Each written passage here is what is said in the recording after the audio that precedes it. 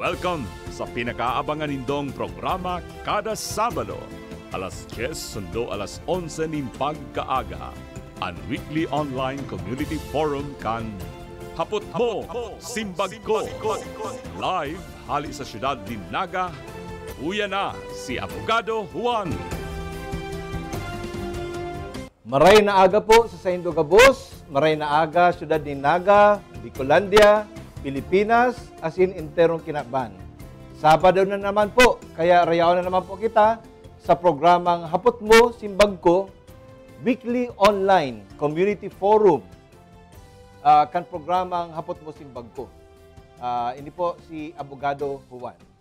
Aram po nindo, gulbi po nag-request sa tuyang page, Hapot Mo, Simbag Ko. Manungod po sa internet. Aram tama po baga na ang internet dakulaon na maray ang tabang sa mga panahon ngunyan. Sa araw-aldaw tang pagbuhay.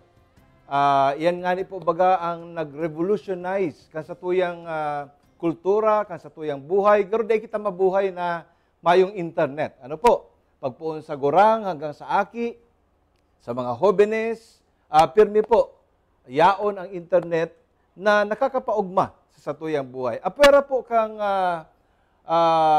pigsasabing information, superhighway, ang internet. Pwede ka na mag-Google, mag-research, virtual meetings, asin iba pa.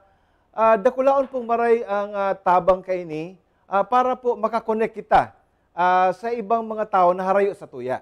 Itong connectivity po, lalong pinakusog ang komunikasyon ta sa tuyang mga katugangan, mga kapamilya, mga kababayan na OFWs sa ibang nasyon, talagang nakakaulay ta face-to-face.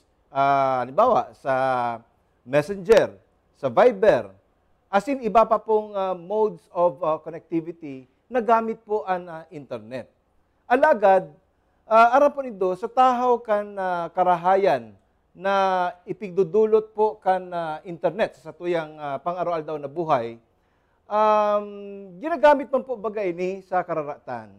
Malangani, igwa po dyan na nagagamit ng Facebook o social media para po manratak, asin manraot kan reputasyon nin tao. Kaya kang September 2012, pigpirmahan po kasatuyang dating presidente Benigno S. Aquino ang Cybercrime Prevention Act or Republic Act 10175 na kung saan magkapira pong mga krimen na pigigiba sa Facebook, pipinalisar po yan. Araw po baga kang itong mga identity theft, ano po, cyber libel, naaraman naman, ito nangyari po kay Miss Maria Reza. Ito pong itong online threats, ano po, online scam.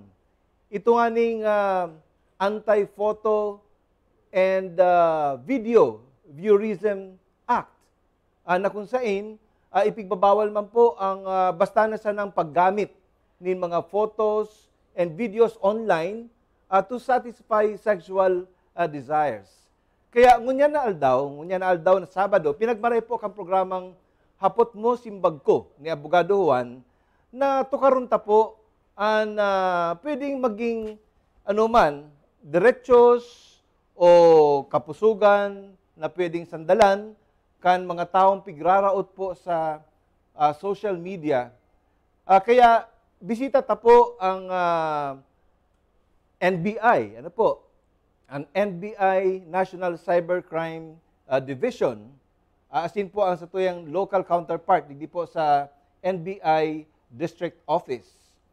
Siriman po magiging bisita tangon niya na pag-aaga saro sa mga popular na mga vloggers hindi po sa Bicol, sa Pilipinas, asin naging ambassadress of goodwill kang Pilipinas sa paagi po kang social media. Inutunta na po ang na ma-introducer later on, Araachan. We will formally introduce them ang sa tuya po mga bisita. Mabuelta po kita, Araachan. Nakatakdang ilabas ngayong linggo ang IRR o ang Implementing Rules and Regulations ng Anti-Cybercrime Law. Kanina, isang may bahay ang dumulog sa pulis para ireklamo ang isang kamag-anak na nagpanggap daw na siya sa Facebook at nag-post ng mga mapanirang mensahe. May report si Ian Cruz. Sa PNP Anti-Cybercrime Group sa Camp Crame, dumulog ang 30 anyos na ginang mula Cavite. Di umano, biktima siya ng identity theft dahil may isang peking Facebook account na kapareho ang pangalan at profile picture niya. Magit 1 taon na raw on and off ang account at tuwing mag-activate, nagpapadala raw ng mensahe ang peking account niya sa kanyang mister, biyanan at iba pang kaanak ng asawa para siraan siya. Medyo alarming na ako yung nasisira, reputasyon ko, pagkatao ko, naninira ako ng tao, bastos ako, nangangaliwa ako. Ang pangit po kasi tingnan bilang isang may asawa at may mga anak na ako. Kamakailan lamang, isang pinsan ng mister ang nakachat daw ng may hawak ng peking account. Nag-request daw ang pinsan ng mister na loadan siya, kaya na-trace nila ang numero ng tindahan kung saan nagpa-load. Doon natukoy na isang lalaki pala sa Cabuyao, Laguna ang nagpa-load sa utos daw ng bilas ng biktima. Nakagalit niya raw ang bilas noong 2012 pero nagkaayos rin sila noong 2014. Nakakalungkot kasi kamag-anak mo rin yung gumawa ng ganito. Pero since kamag-anak, wala rin dapat palampasin kung ano yung dapat niyang pagbayaran na sa ginagawa niyang pag-aagrabyado na ganito. Kailangan pagbayaran niya. Sisiya sa atin daw mabuti ng Anti-Cybercrime Group ang reklamo ng ginang. Yung may pangalan na ginagamit mo is nasasaktan siya kasi ginagamit mo para panira ng ibang tao. Even yung kasama mo sa bahay o kapamilya mo, kung ano man yan, talagang may violation ng law kasi nasaktan yung pangalan, yung taong nagmamayari na ginamit mo. Sa Miyerkules, inaasahang ilalabas na ng DOJ, DOST at DILG ang Implementing Rules and Regulations o IRR ng Anti-Cybercrime Law. Nakapaloob daw dito ang guidelines na susundan ng law enforcement agencies gaya ng PNP at NBI pagdating sa pag-iimbestiga at pagsasagawa ng forensic examination hanggang sa pagsasampa ng reklamo. Ian Cruz, GMA News. Welta po kita sa programang Hapot Mo Simbag Ko Weekly Online Community Forum na kung saan pigi-imbelto po kang programang ini kamo ng mga viewers. Siring po ni Miss Mia Blanca Flor watching right now. Salamat po. Cap Julio Sanchez of Dayangdang watching. Arachan po, ma-acknowledge na po ang kagurugulpi na pong nagdadalan hanggang sa tuya pong weekly online community forum. Ngunyan po, makakaulay ta ang mga importanteng mga tao na makakatabang po sa tuya kung paano po maprotehiran ang sa tuya pong mga derechos, asin ang sa tuya mga reputasyon na kumisan nalalaag po sa alanganin, ninhuli po sa mga bashings, ninhuli po sa panraraot kan iba sa paagi po ng social media. Ang primero to pong guest, iyo po si Attorney Cristia P. Amores. Attorney Cristia P. Amores is an Investigation Agent 3 of the National Bureau of Investigation, Cybercrime Division in Manila. Makakaibanan ta po siya via Zoom. Maray na aga po. Good morning, Attorney Cristia. She is one of the country's top cybercrime investigators. She finished the following special courses on cybercrime, including the highly specialized Cyber Investigation Course, Computing Technology Industry Association, CompTIA, OS Forensic Triage, In-Country Workshop on Data Protection, and Interpol Training Capabilities, Cyber Threat Intelligence and Intelligence Community Training Course, and Human Trafficking, Child Pornography, and Sex Crime Tourism, and Diagnostic Cyber Investigation. Attorney Cristia P. Amores, live from Manila, NBI Manila. Magandang umaga sa iyo, Attorney Cristia. Panyera, magandang umaga. Good morning po. Good morning. Ang pangalawa po nating panauhin ngayong araw na ito ay si NBI Special Investigator Rex Solano of the NBI Naga District Office. Isa po siyang Special Investigator 3 that has overall jurisdiction over the Bicol provinces of Camarines Sur and Camarines Norte, including the cities of Naga and Iriga. A Bicolano, Special Investigator Solano, was previously assigned at the Dumaguete District Office in Region 7 and in the Anti-Human Trafficking Division of NBI Headquarters in Manila. Maray na aga sa imo, Special Investigator Solano. Maray na aga po, sir. Good morning po. Ang pangatlo po nating panauhin, hindi po siya taga-NBI, isa po siyang popular vlogger. Isa po siyang influencer. Miss Apple Allison is a digital community thought leader and a social influencer from Naga City. Using her main blog, soulsearchingsoul.com, she shares inspiring stories about making a difference one trip, one post at a time, while advocating for inclusive digital economy.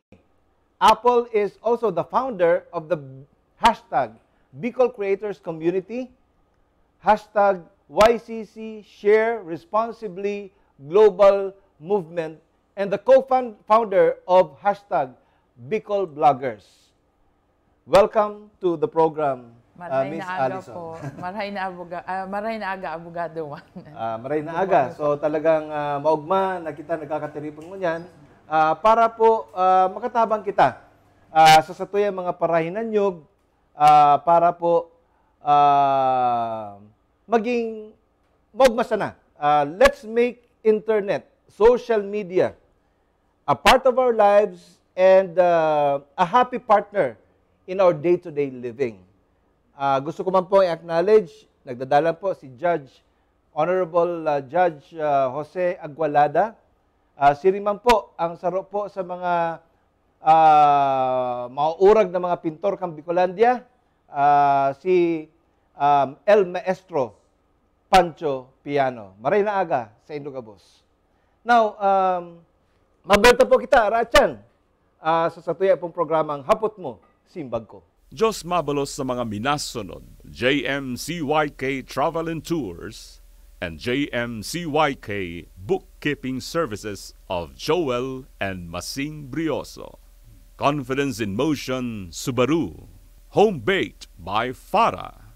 Home of authentic Japanese cheesecake. Northern Quest Canadian Immigration Services of Bicolan Canadian Immigration Consultant, Attorney Earl Francis Orio Dacara. Belta po kita sa programang Hapot Mo, Simbag Ko Weekly Online Community Forum. Ngunyan po, inutuntang makaulay ang sa tuya pong bisita na live from Metro Manila via Zoom. Maray na aga. Good morning, magandang umaga, Panyera, Attorney Cristia Amores of NBI Manila. Good morning po.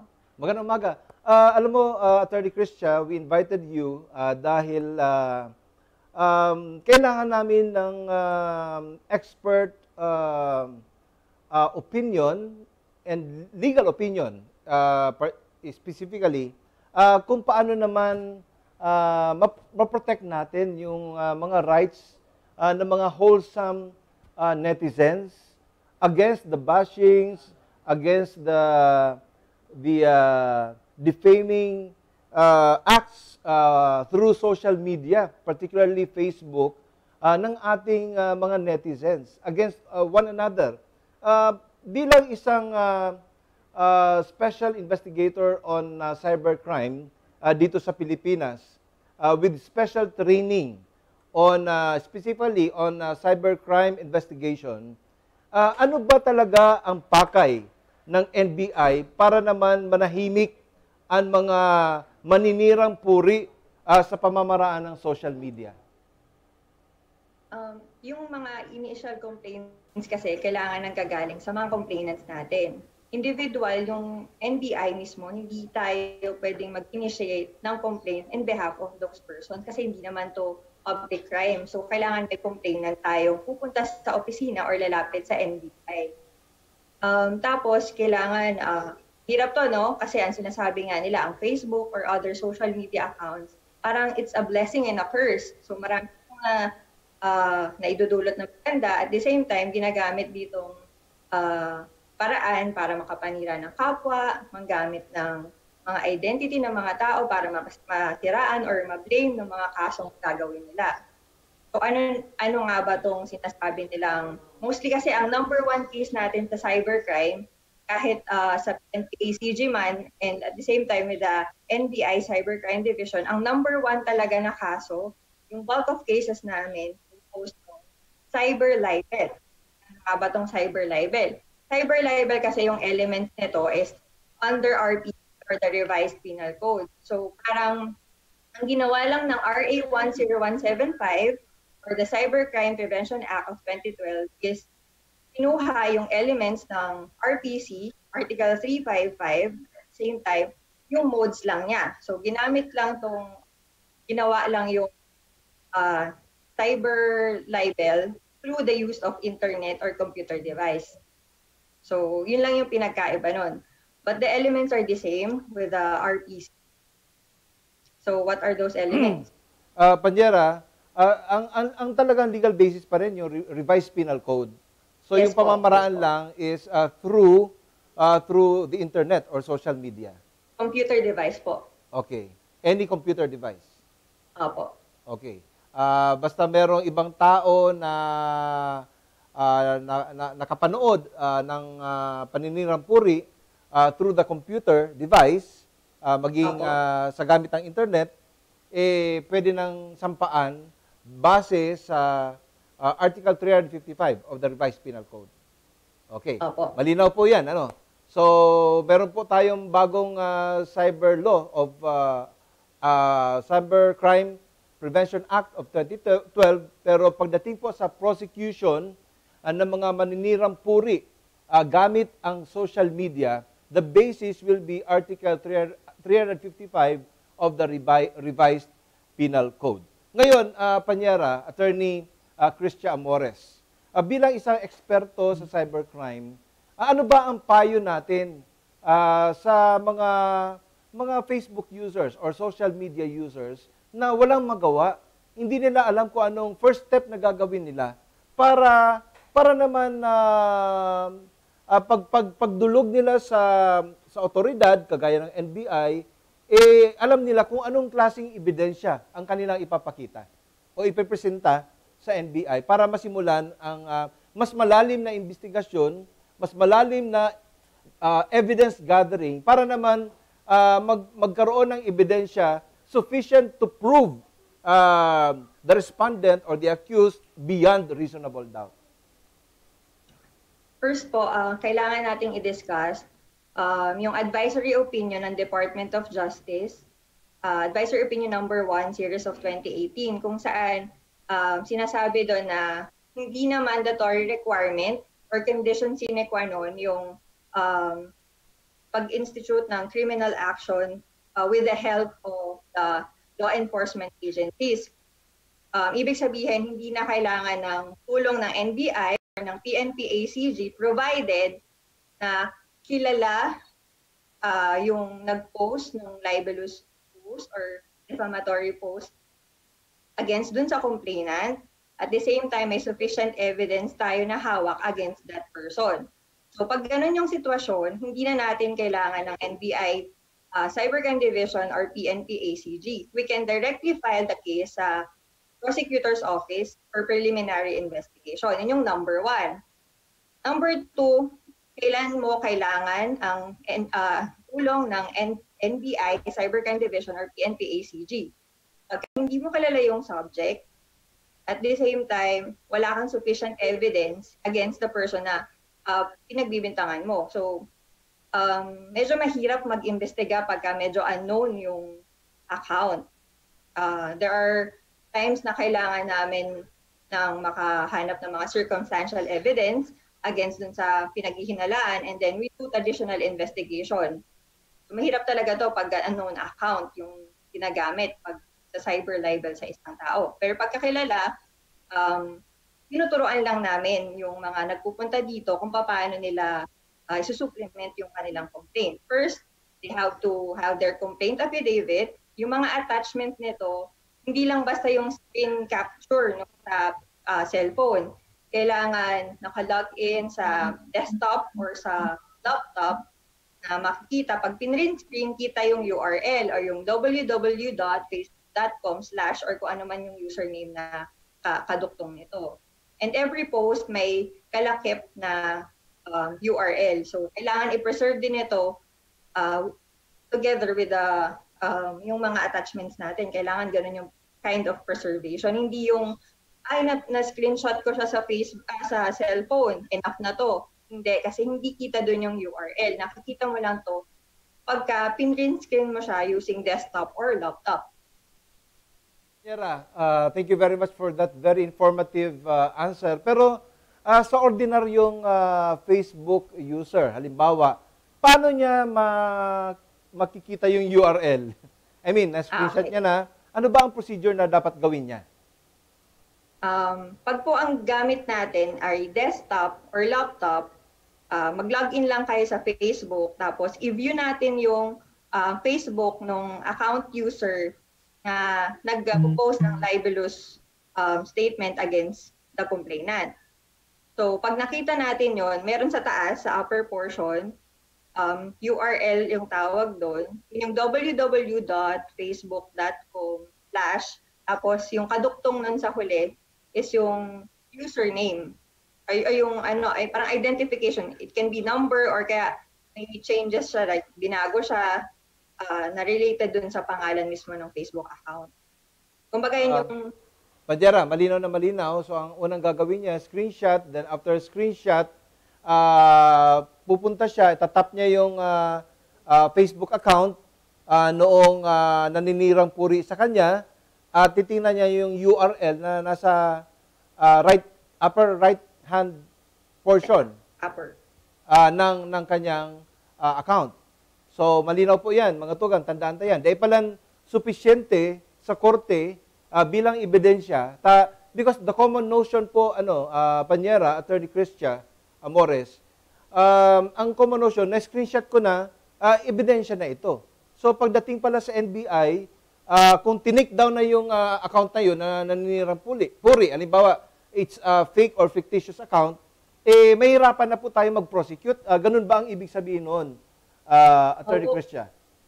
Opo, kasi mawawalan po tayo ng leads kasi maaaring yung na-screenshot natin, same photo and name lang yung gamit, pero ibang URL yon. So, questionable na yun sa court. So, mas maganda kung yung exact moment na kinuhaan natin ng URL, pag pinresent natin sa court yung attachment na yon, same URL din yung lalabas kasama ng mga post. Well, in relation to this initial discussion, Attorney Cristia Amores, NBI National Headquarters Expert on Cybercrime, meron pong katanungan ngayon lang, galing po sa isang viewer natin from Miss Jingle Gianan. Pwede po mag-file ng case maski mayo ning witness pero na screen capture. So, pwede daw po mag-file ng case kahit walang witness pero na screenshot. And medyo nasagutan na kanina, kailangan ang URL.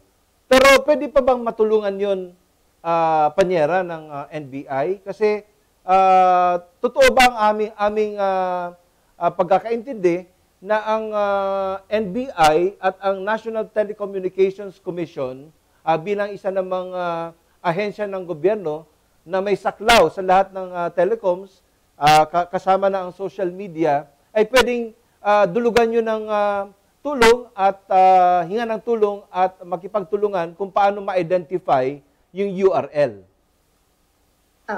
Sa URL po, way lang po kasi natin yun para makuha yung possibly IP address nung ginamit na account. Kung yung gamit ba na internet service provider nila is static yung IP address. Kasi mahirap po ngayon mag-detect ng IP address eh. As to the question naman po kung pag walang witness pa, pwedeng mag-file kaso, medyo doubtful po ako kasi medyo mahina po yung ganun, lalo na kung walang tulong ng NBI or yung sinasabi ko kanina na direct filing with the prosecutor's office. Mas maganda po kasi in lieu of the certification from the NBI, kunyari kilala natin yung subject, no? Pwede tayo mag-direct filing sa fiscal. Kailangan ng supporting affidavit from the witnesses na kilala talaga nila yung may-ari ng Facebook ngayon. At the same time, this person should be disinterested person. Hindi yung parang kakampihan ka lang for the sake na mag-pursue yung kaso mo. So, ganun pala, Panyera, Attorney Cristia Amores. Ngayon, meron siyang follow-up question. Paano po pag-comment lang sa post ng complainant? So, yung siniraang puri yung complainant, tapos nag-comment sa post niya. So, hindi siya original post sa wall ng naninirang puri. Nag-comment siya sa post ng sinisiraan niya. Tapos, dinilit yung post nung naninirang puri doon sa comment sa wall ng sinisiraan. Pwede po ba yun? Kasi wala nang URL yun. Meron pa ba? Meron pa rin po ba, Panyera? As a general rule po, ang subject lang ng cyber libel is yung original post, tapos yung post na yon libelous. Pero, kung nag-comment ka, tapos yung comment mo ay wala namang relasyon dun sa initial post or original post ng isang tao, tapos naggawa ka lang ng bagong issue, tapos yung thread na yon ay humaba, marami nang naka-view, maraming naka-notice dun sa comment mo na yon, you can be subject sa isang cyber libel case. Kasi kumbaga, nag-spark ka ng another issue kasi hindi naman yun yung main post. So, ang ibig sabihin mo, Panyera, yung identification ng IP address and URL will matter if the respondent, yung naninirang puri, ay fictitious. Kasi kung identified naman talaga, hindi na natin kailangan. Alba, nag-comment naman talaga sa original post mo at saka paninirang puri na screenshot, pwede na yon kahit dinilit niya later. Kasi the damage has been done. Maraming nakabasa nung comment niya doon sa post ng complainant mismo. Opo. Provided na na-preserve natin yung post na yon or comment na yon. Okay. So, salamat. Maraming salamat, Panyera, Attorney Cristia Amores of the Cybercrime Division of NBI National Headquarters, Manila. Meron din po tayong greetings from Attorney Francis Dakara of Canada. So, watching right now from interesting topic, sabi niya. Salamat, Panyero, sa iyo pong pagdalan. And of course, we would like to thank you for always supporting our program, Hapot Mo Simbag Ko. Isa po siyang immigration lawyer. Of course, Father, from Maria Teresa Samson. Hi, attorney.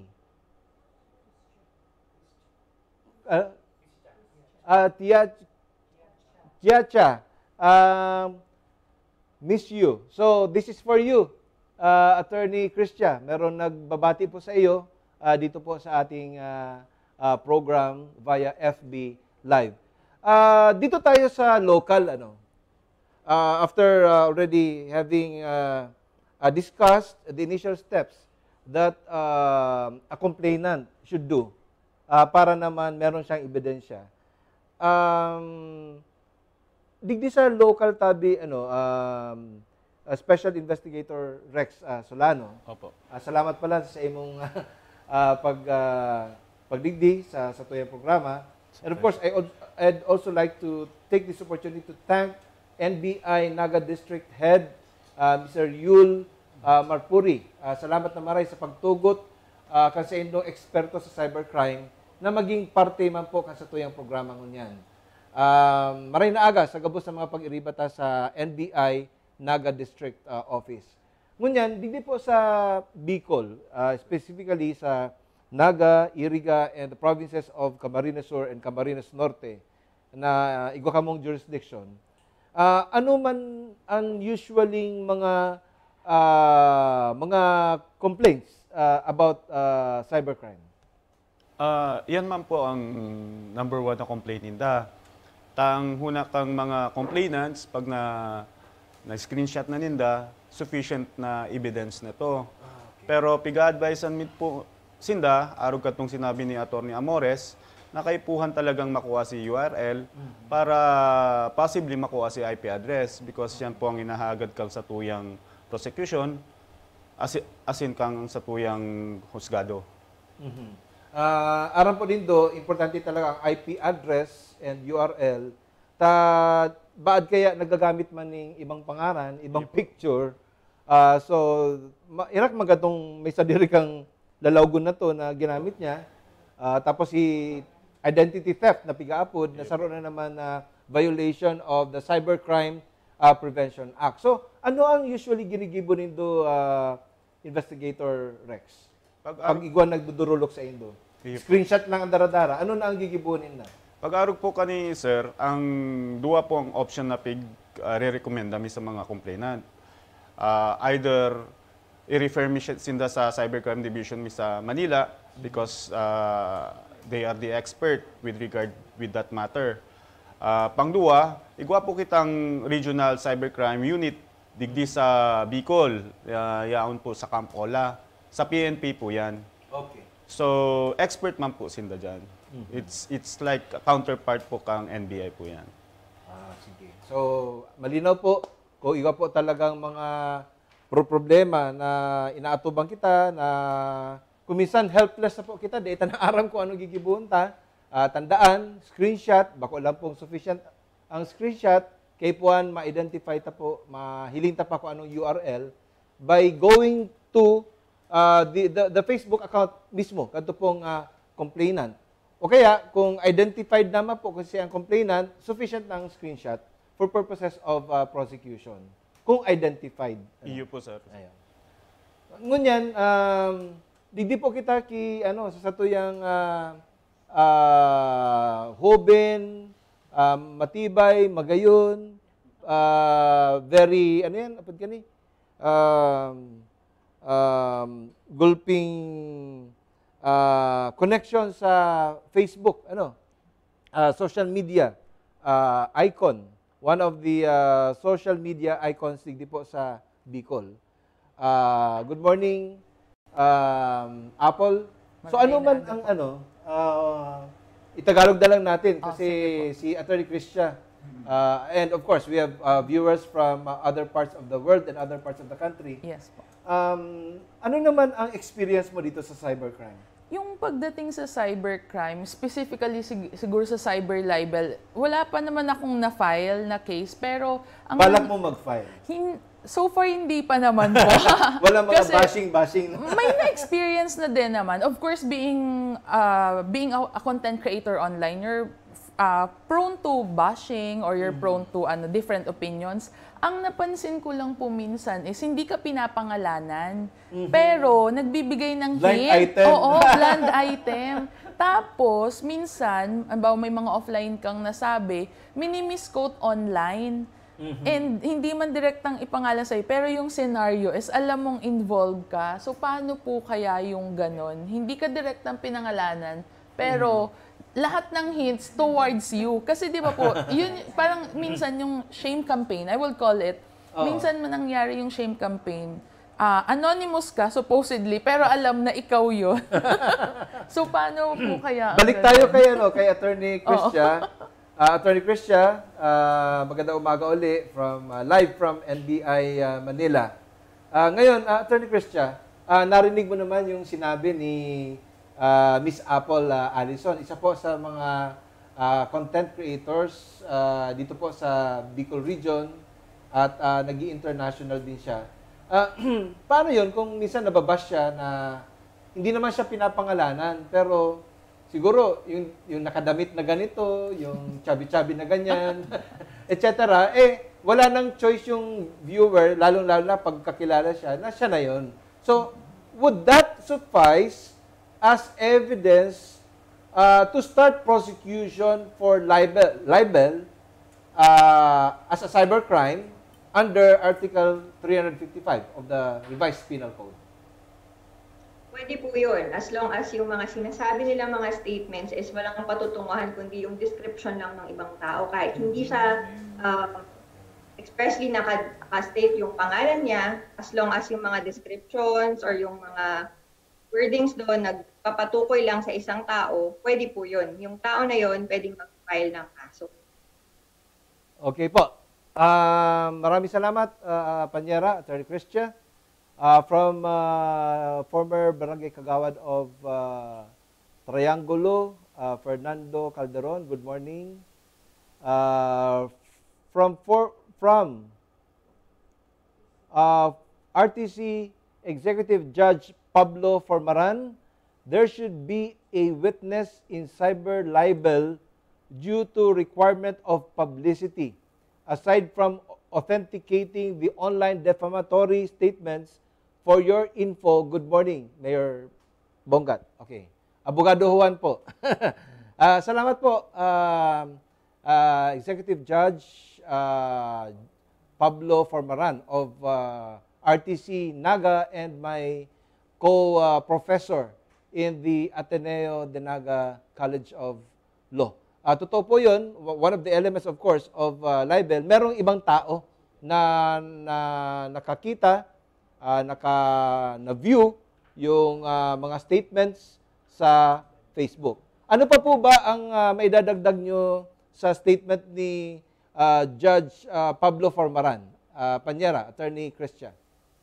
Aside from kailangan defamatory siya, yung publicity, tapos yung person libeled must be identified. Sinabi ko nga kahit hindi siya named. And lastly, yung malice on the part of yung nag-post, presume siya kasi. So, pag may sinabi kasi isang tao, ang presumption is may malice ka sa pag-post na ng libelous post na yun. So, on the part na yun ng defendant para mag-claim na wala siyang malice or in good faith siya sa pag-post na yun. Okay, malinaw po yun. So, kailangan ng screenshot, URL, IP address, kung kinakailangan, pag-identified naman, screenshot, and of course, meron dapat witness, sabi ni Judge Formaran, merong witness na nagpapatotoo na talagang nakita niya yung post na yon, defamatory post na yon. Kasi if you will not be able to present a witness, then one of the major elements of libel under Article 355 of the Revised Penal Code will be lacking. So they po siya pwedeng mag-prosper into a cyber libel case without the testimony of a third person who may have seen and viewed that particular post or comment sa social media. From Ricky Almonte, Diyos maray na aga po sa Indo, hapot ko lang po kung pwede ko idemanda so babaying nakipaghilingan sa kuya sa FB po. O garo eyeball niya. Paano magayunon baya sa picture, pero kaso nagkailingan na kami, ang totoo, bako man palan magayon. Natawa si Attorney Cristia. Attorney Cristia, ang ibig sabihin nito, magandang umaga po sa inyong lahat. Tanong ko lang po kung pwede bang i-charge ang isang babae na nakipag-eyeball or nakipagkita sa iyo sa isang lugar. Hindi mo naman siya kilala, pero sa Facebook daw, maganda. Tapos, nung nagkita sila, halos hindi niya ma-identify dahil iba ang itsura sa tunay na buhay. Na magayunon sa baya sa picture, ang ganda-ganda daw sa picture, pero nung nag-eyeball sila, nagkita sila, di ba, sa isang mall, hindi naman pala maganda. So, ano daw ba ang pwede niyang ikaso doon, Attorney Cristia Panyera? Dahil okay, napagod siya. It's a common joke. Napagod siya papunta sa...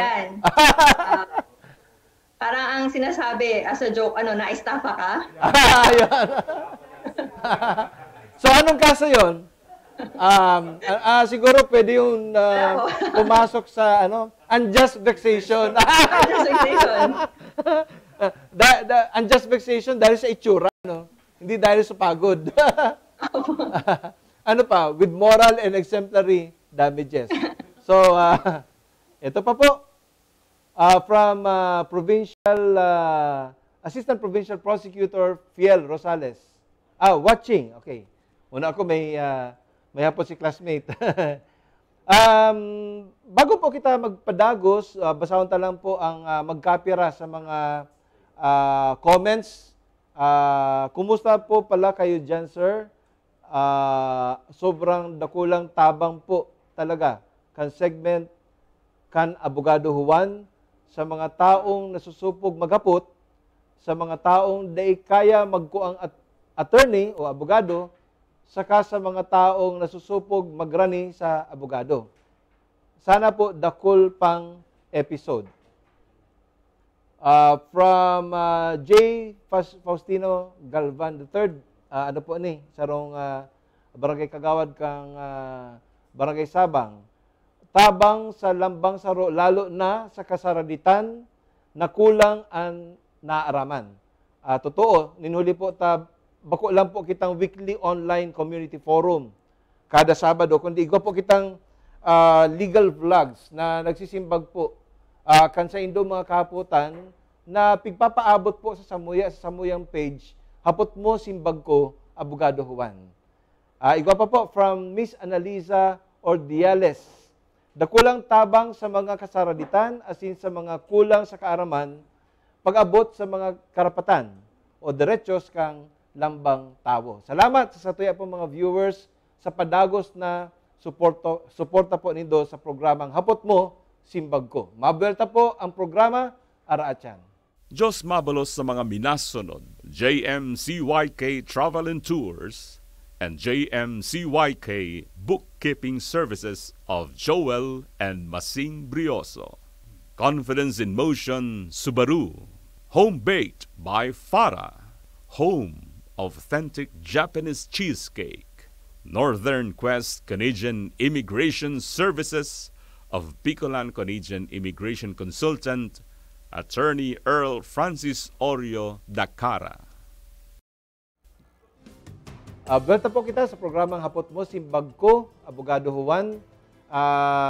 Ang pigurlahin ta po ngunyan, manungod po sa cybercrime. Specifically, cyber libel. Ito pong pangraraot, panraratak sa reputasyon kan ibang tao sa paagi po kan social media. Pero po kaya itong piga po na identity theft. Ano po? Magamit ng picture mo, screenshoton, tapos gagamiton na garo may ang content bako man sa imo pero mararaot ang sa imong reputasyon o kaya ang sa imong pangaran. Tapos pati picture, itong mga fake accounts na pigaapod o pati itong mga trolls na ginagamit, binabayadan para rautan ang mga politiko o kaya ang ibang tao. Ngunyan, berta po kita ki Special Investigator Rex Solano. Sir Rex, ano ang mga specific mga specific complaints na to your recollection na garapilming ipinapaabot sa sendong opisina? Arog po kang pagulayan sa subago, sir, na cyber libel. Tapos, igwa po kami mga kasong mga the violation of the anti-voyeurism law. Okay. Arog kayan, sir, mga kadaklan, arog kayan ng mga kaso ta. Okay. So, sa kaaraman po kang kagabsan, ang anti-photo and video voyeurism act or law, ito po yan si batas o si ley na ipigbabawal po ang paggamit kang picture, photo, o kaya video kang iba. Lalo na for purposes of sexual desires, to satisfy sexual desires. Iyo po yan ang voyeurism na pigaapod. Iyan po saruman sa mga may separate law kayan, pero saro man po siyang pigaapod na cybercrime. Naging voyeurism hug the headlines. Kadto may itong mga pedophile na mga foreigners na igong mga lugar, halimbawa na pigbabayadan ang sarong may sadirikan lugar, tapos may mga aki na papahurbaon, babae as in lalaki, to satisfy the desires of the foreigner pedophiles for a fee through different modes of payment, particularly debit and credit card. So, sa sitwasyon na yan, balik kita kay Attorney Cristia. Attorney Cristia, balik tayo sa inyo. Kasi doon sa voyeurism, paano ba ma-prosecute yung mga foreigners na pedophiles kung wala naman tayong jurisdiction sa kanila? Meron bang tinatawag na mga treaties or agreements between countries like the Philippines and the countries of where kung saan harali po ining mga pedophiles who pay online para po mahiling itong mga naguruba or doing some sexual activities via online. Paano po yan? What does the international community do about this, especially the Interpol and other law enforcement agencies with worldwide operations? Na kung saan allied naman po ang National Bureau of Investigation. Sa kaso po ng child pornography or RA 9775, mostly ang may mga hawak po niyan is yung division natin ng anti-human trafficking. Sila po yung may connection sa mga other agencies sa ibang bansa at sila po yung tinatap yung mga anti-human trafficking division po natin. Tinatap po sila ng mga international community natin and other agencies, international agencies, like yung mga NECMEC para ma-detect kung saan bang location tong pinanggagalingan ng video from the Philippines.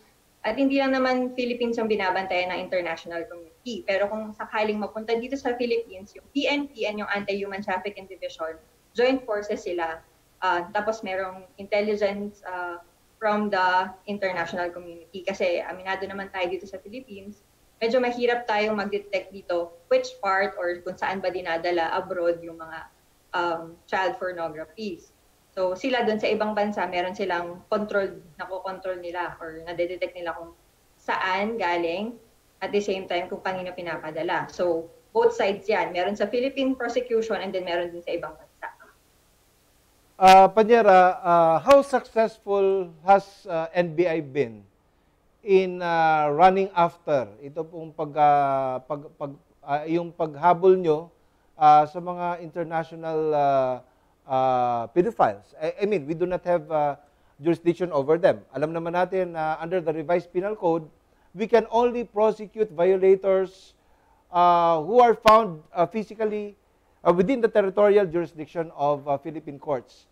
Ano ba ang mga, para naman, for the benefit of the viewing public, paano nga naman magkakaroon ng justice yung ating mga kabataan because of the exploitation that they experience, not only from the hands of the local operators of these cyber sex dens, but also the payers themselves, the ones who pay for them to really show themselves online para po ma-consummate ito pong ganitong karumal-dumal na mga krimen. Dito po na nangyari. I mean, this is a reality happening and how can we prevent them from happening again? Yung mga nasa abroad po, meron tayong mga partner agencies kung saan minsan yung mga information nanggagaling din sa kanila. So, kumbaga, may ongoing prosecution na sila abroad tapos na-detect na may na-contact sila dito sa Philippines. So, yung mga na-contact nila sa Philippines, yun yung hinahabol dito sa Pilipinas. Ang Anti-Human Trafficking Division and even yung PNP, working hand in hand with the international agencies para ma-detect kung saan sa Pilipinas yung pinanggagalingan ng videos. So, hindi lang to Philippine prosecution, kundi may separate to sa ibang bansa. Dito sa Philippines, minado naman tayo, medyo mahirap tayo makapag-detect kung kaninong account pagaling yung pornographic materials. Kasi iba sa atin, pinanggagalingan ng video sa mismong household lang nila. So meaning, yung magulang, yung mga kamag-anak, sila mismo yung gumagawa ng video ng mga bata sa bahay nila. So mahirap i-detect yun.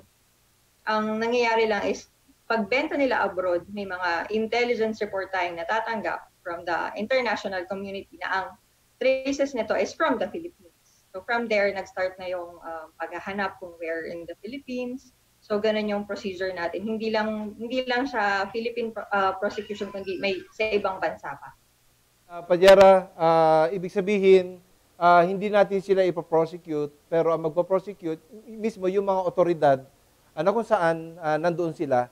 And the videos na nakalap nyo ng mga ebidensya dito sa Pilipinas will be sent over to them para meron silang ebidensya laban doon sa mga pedophiles. So maraming salamat po, Attorney Cristia Amores, NBI National Headquarters Expert on Cybercrime. Maraming salamat po. Magandang happy weekend. We're very, very happy that you've been part of Hapot Mo Simbag Ko. Salamat po. Mabuhay po ang NBI Manila. Back to Naga. So, bago po kita mag-wrap up,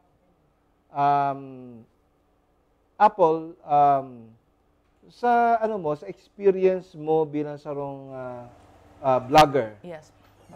Apart from the fact that you've experienced some bullying online, which you already mentioned earlier, ano pa ang talagang nagtatak sa memory mo ng mga nangyayari sa mga vloggers na ang layunin lang naman ay makapaghatid ng impormasyon, wholesome information sa ating mga netizens na kagaya natin?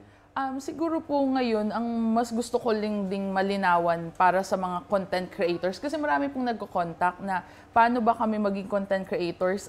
Minsan po kasi, tanong ko din po ito sa NBI what constitutes a libelous post? Kasi pwedeng po sa mga vlogger, nag-explain lang sila or nag-express lang ng saloobin. Pero sa iba pala, pwedeng libelous na yun. Kasi minsan po yung mga vlogger, parang diary lang nila yung pinopost nila online without malice. Pero kasi yung vlogger din should also be responsible vloggers or vloggers. Alam naman natin na palagi natin nababasa yan. Think before you post, you click or anuman na ilagay kasi diyan, it may damage the reputation of other people. So in your particular case, ano talaga ang ethics na talagang sinusundan mo? Sa akin po it comes with personal values. Kasi whatever you post online is a reflection of who you are or who you might want to be. So dapat kumbaga ilabas muna natin yung standards ng ibang tao. Pero ano yung standard mo? And then you focus on that. What are your personal values that can guide you? So halimbawa kung hindi mo siya kayang panindigan, na lumabas ka at mukha mo yung billboard mo na yun, wag mong i-post. Kaya, like sa akin po, hindi ako madalas mag-rant.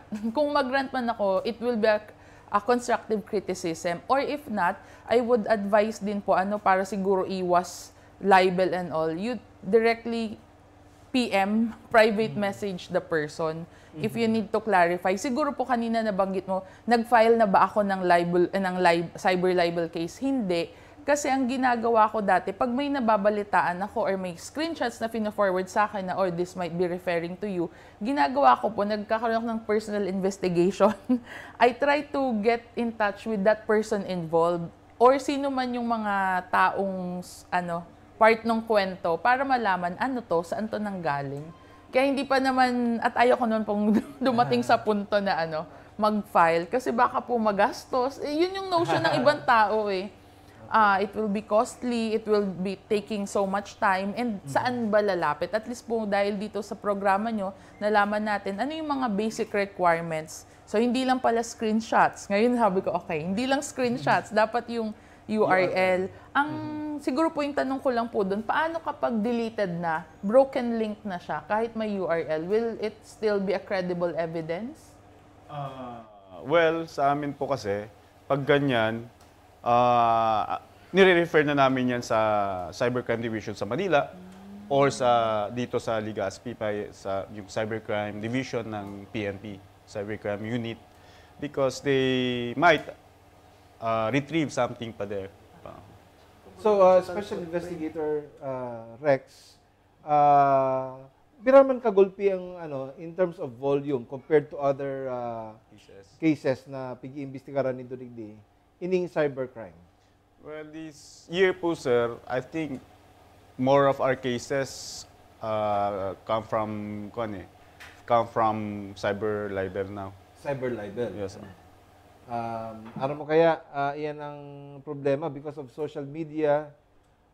Day mo aram, because day ka man pigsabihan, yan palang gulpi yun na nagla-like, kang post kang sa mga tao, ikaw ang pigpapatamaan, at purposely to destroy your reputation. Kasi bago po, explain na ni Attorney Cristia Amores kang NBI Manila kung ang mga elements kang libel, of course, with the help also of Judge Pablo Formaran.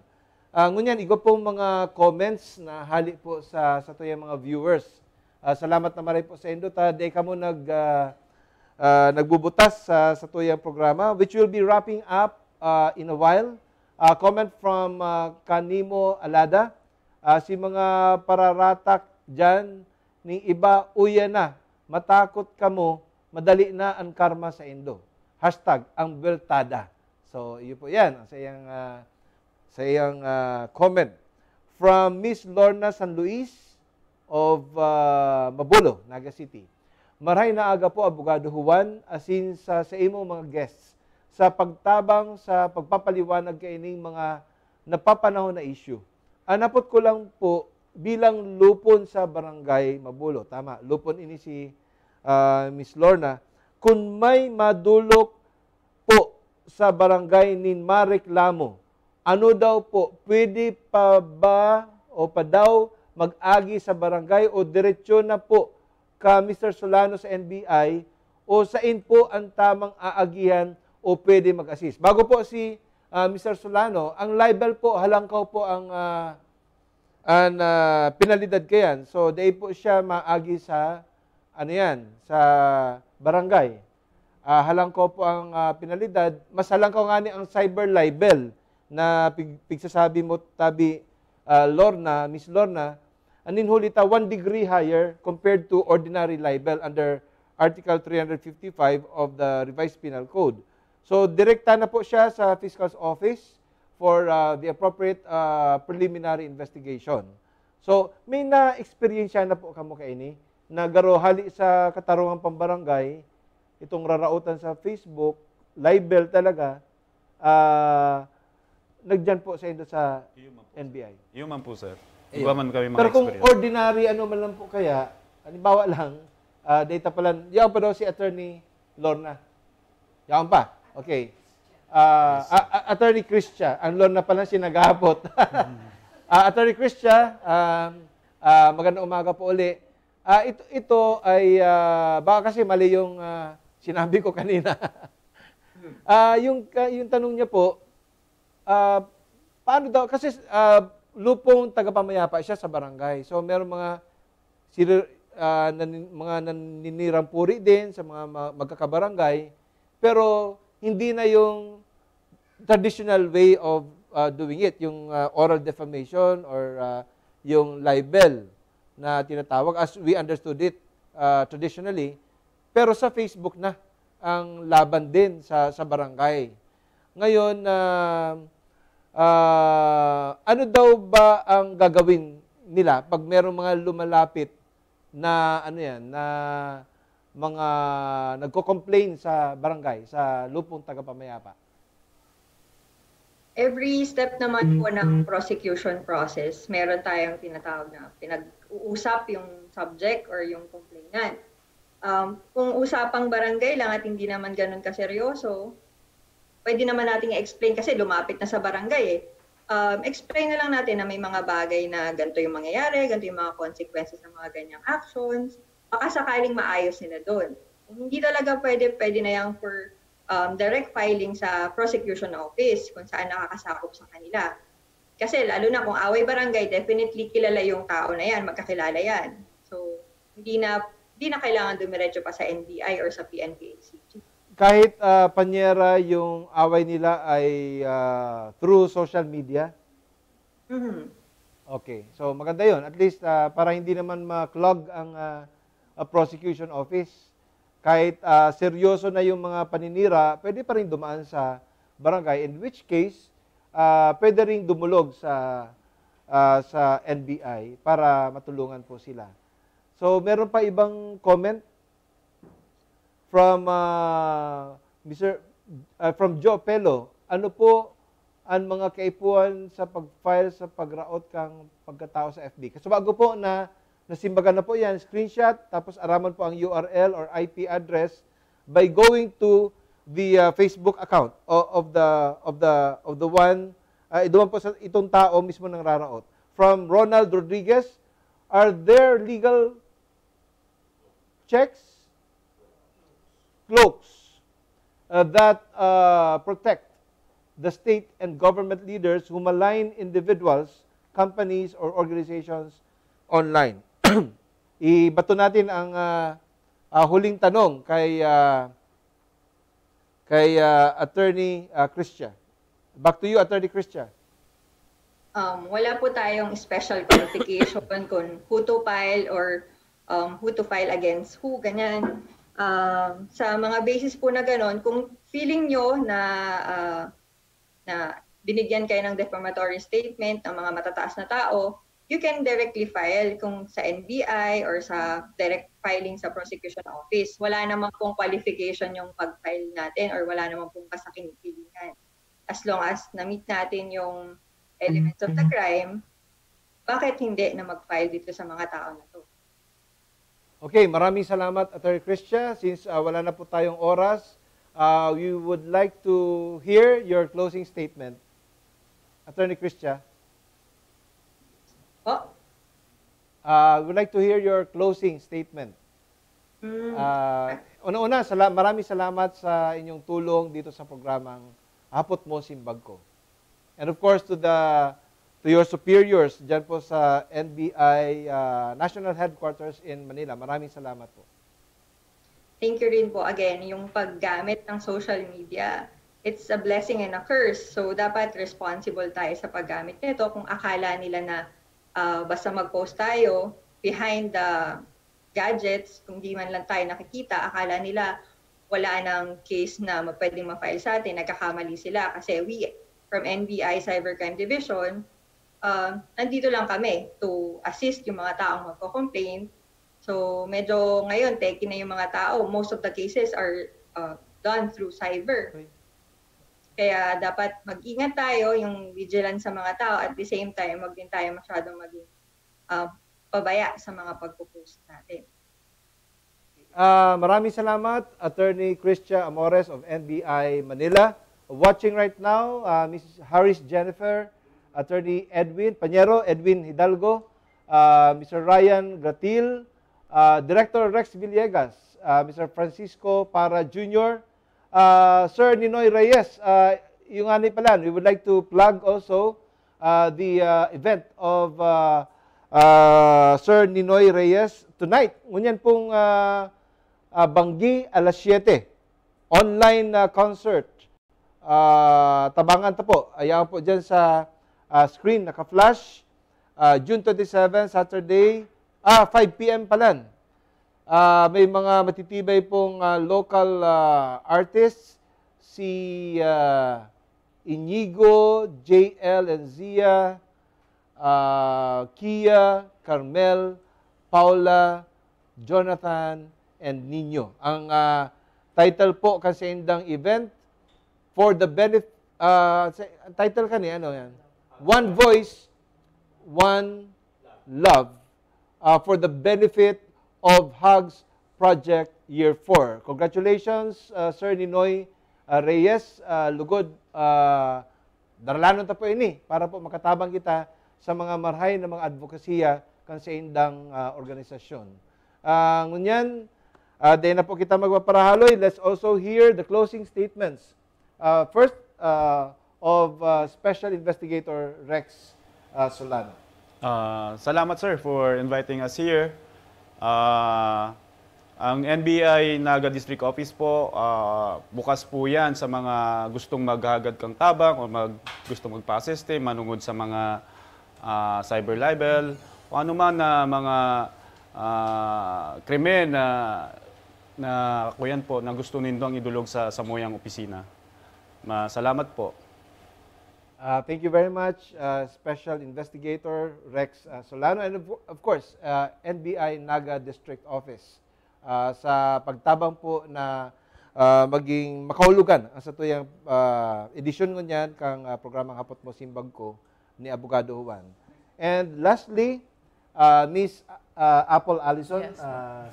Diyos mabalo sa imong Diyos mabalos man pagtaon po. ng oras sa programang ini. Ako ang palagi ko lang na, kumbaga reminder sa mga content creators, hindi lahat ng nagva-viral dapat nakikipagsabay ka at hindi lahat ng pinopost mo para lang maging viral ka. Dapat isipin mo na makakasama ba to, makakabuti ba to. So please always think of sharing responsibly. Whatever you post reflects who you are. So be clear of what do you value and how you can create value to the world. And hopefully it will be a positive vibe and spirit only. Thank you very much, Diyos Miss mabalos Apple. Sa gabos pong nagdaralan ka sa tuyang programa, digdi sa Pilipinas o maging man sa ibang nasyon. Lugod, nakapurutan po ning dikit na kaaraman, asin adal, ini pong sa tuyang programang Hapot Mo, Simbag Ko. Next week palan po, ang sa tuyang topic, due to insistent public demand, hindi po manungod sa mga paraoma ta. Sa tuya po mga paraoma, umakong inuuma, noarin mapapasakuya. So our main guest is no less than the Assistant Secretary of the Department of Agrarian Reform, Bicolana, Assistant Secretary Waying Manlangit, asin siyempre, igo po kitang mga kahaputan, hali po sa mga paraoma, and the Regional Manager of the National Irrigation Administration. Asinan sa iya pong mga pag-iriba sa Sir Edu, kang Nia, sinda po, rayaan po digdi, and of course, the Regional Manager of the National Irrigation Administration and the DAR National Office. So, dahil na po kita magpaparahaloy. Salamat po sa inyo, kabos. Ini po si Abogado Juan, masurog sa tama, makontra sa sala. Taan tama-tama, ang sala, sala.